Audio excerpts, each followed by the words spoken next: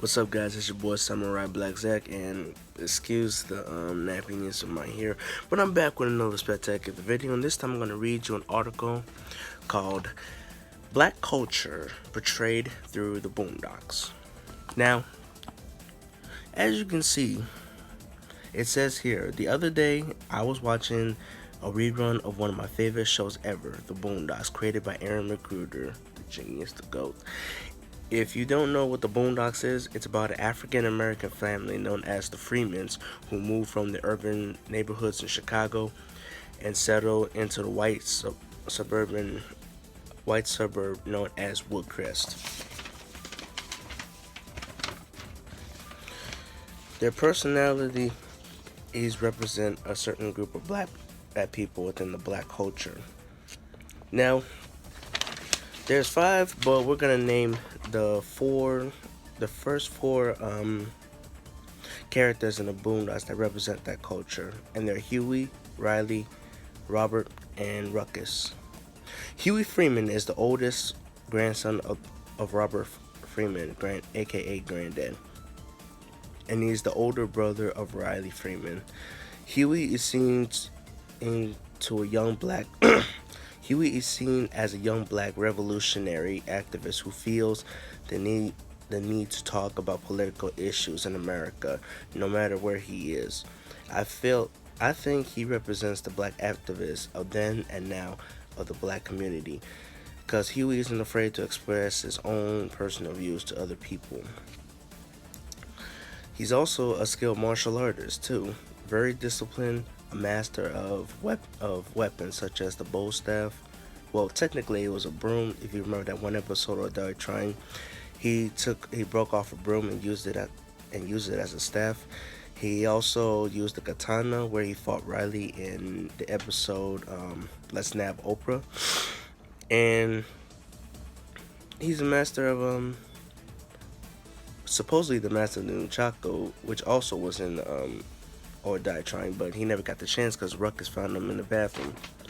But anyway, Riley is a completely different story. Not only is he Huey's little brother, but he is also the troublesome one in the family. Riley is the tough guy who always wants to start drama and dreams of one day becoming the most notorious gangsters that have ever lived on this earth. Although Riley is one of the most likable characters in the show, I feel as though he represents the negative aspect of the black community, because he's always into the rap culture. I feel he represents the negative stereotypes of black people being called thugs or criminals in the community and always wanting to start trouble wherever they go. The third character we're going to talk about is Robert Jebediah Freeman, aka Granddad, is a witty, sarcastic old man who's always wanted to do something better with his life. And as you guys remember, he was an activist. Well, he accidentally became an activist. If you remember season 4, that's if we're going to count that as canon.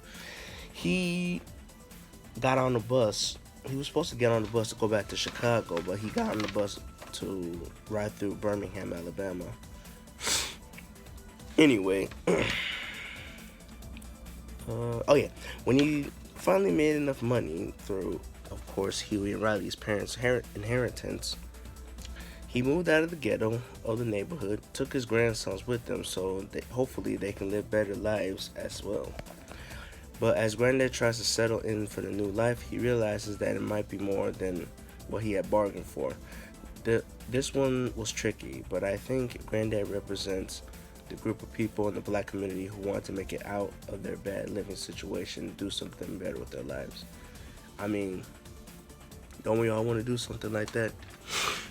Move out of a rough neighborhood and live a better life in a nicer neighborhood. Now, the last person is Uncle Ruckus. No relation. Let me stop my voice acting. Before we get into this character, let's just say that Uncle Ruckus has to be one of the best characters in the show. And the reason why is because he's good.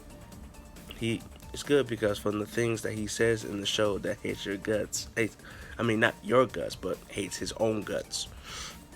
But at the same time, he brings his own twisted humor in the material that makes him lovable. Uncle Ruckus is an old black man who not only hates his own race, but he also thinks he's a Caucasian, thinks he's white, even though he is not. He hates everything about black culture and believes every single stereotype about them. If I was to guess, I would say Uncle Ruckus is the true definition of an Uncle Tom.